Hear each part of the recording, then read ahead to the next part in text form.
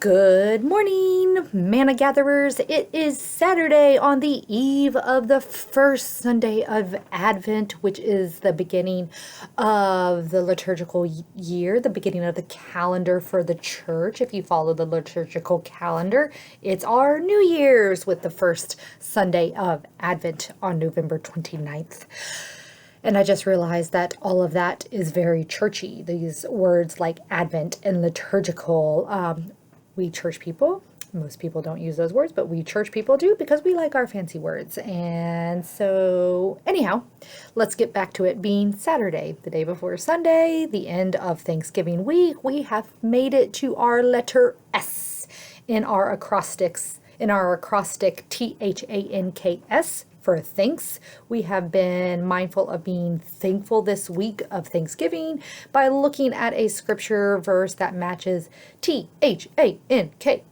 So let's back it up to Monday for just a reminder for all of us that on Monday was brought to you by the letter T for 1 Thessalonians 5, where we gave, and we still do, I hope, give thanks that through prayer we can rejoice always and give thanks in all circumstances, which we said is very relevant and timely because we are living in still the middle of a 2020 pandemic that never seems to be ending. And so now this beautiful holiday season that we have of Thanksgiving and on to Advent and Christmas is being affected as we're encouraged to remain masked and socially distanced, but yet through prayer, in the middle of such times, we can rejoice always and give thanks in all circumstances.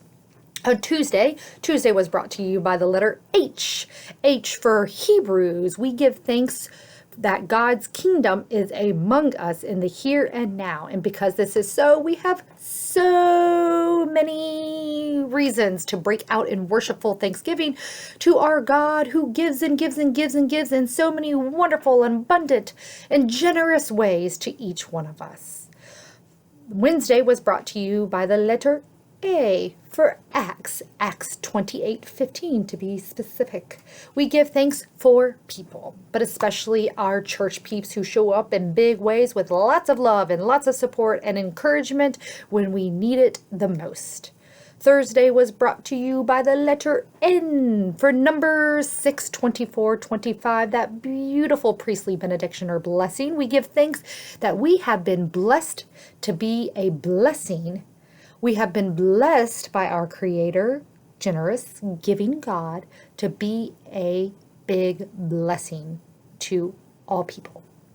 Thursday was brought to you by the letter N, just said that. Friday was brought to you by the letter K for 1 Kings 5. We give thanks for this world and especially for those people in this world that work to bring more peace and less pandemonium, more help and hope and less harm and hate. You got that? THANK. We turn to our final letter, S, which takes us to 1 Samuel 2, verses 1 through 10. Confession. These are some of my favorite verses in the Bible, and not just because they are spoken by a woman, but they are some of the most beautifully poetic, moving verses that are truly, you can just imagine, delivered from the heart. And they come to us from a woman who cries out in joy and thanksgiving. Hannah, who was a barren woman, unable to conceive a child, even though she had prayed and prayed and prayed and waited for many years. She finally was blessed with a child who ended up being the prophet Samuel. Her song in 1 Samuel 2 is a song of thanksgiving. So let this song be our song of thanksgiving too.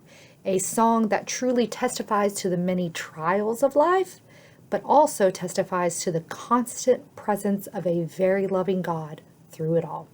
Hear these words of Hannah. My heart exults in the Lord. My strength is exalted in my God. My mouth derides my enemies because I rejoice in my victory. There is no holy one like the Lord, no one besides you. There is no rock like our God. Talk no more so very proudly. Let not arrogance come from your mouth, for the Lord is a God of knowledge, and By him actions are weighed.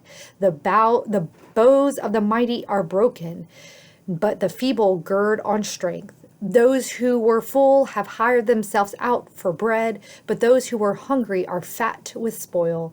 The barren has borne 7, but she who has many children is forlorn.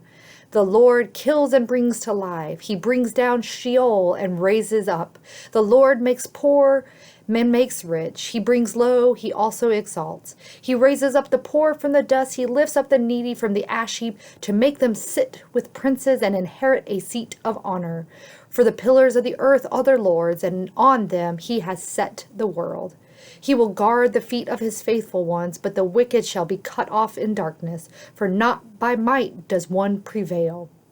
The Lord, his adversaries shall be shattered. The Most High will thunder in heaven. The Lord will judge the ends of the earth. He will give strength to his king and exalt the power of his anointed. Let us be thankful for our God, who is a God of so many good promises and a God who is a promise keeper. May you have the heart and the eyes to see God's faithfulness, and may you, like Hannah, give thanks when you see God at work in our world. See you next week.